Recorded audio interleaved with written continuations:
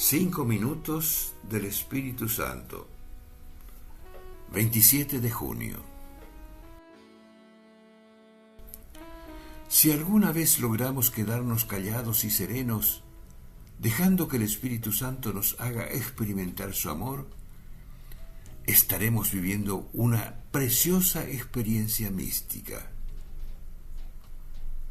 Cuando abandonamos nuestras resistencias y nos dejamos tomar por el Espíritu, Él toca un centro amoroso donde el ser humano solo puede depender porque es una criatura. Y lo más íntimo de su realidad es la dependencia, es recibir el ser y la vida, es beber de Dios.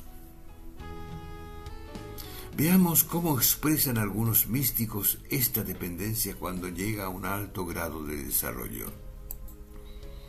Oh, cuán dichosa es esta alma que siente siempre a Dios descansando y reposando en su seno.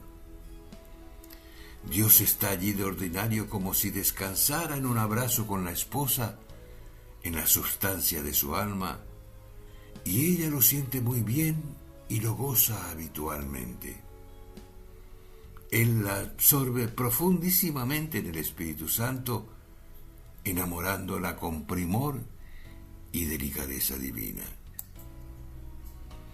Dios toma la voluntad, pero me parece que toma también el entendimiento, porque no discurre, sino que está ocupado solo gozando de Dios, como quien está mirando y ve tanto que no sabe hacia dónde mirar.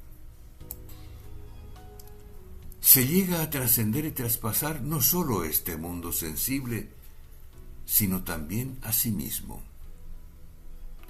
Es necesario que se dejen todas las operaciones intelectuales y que la punta del afecto se traslade toda a Dios y todo se transforme en Dios. Y esta es la experiencia mística y secretísima que nadie la conoce sino quien la recibe. Y nadie la recibe sino quien la desea. Y nadie la desea si el Espíritu Santo no lo inflama hasta la médula.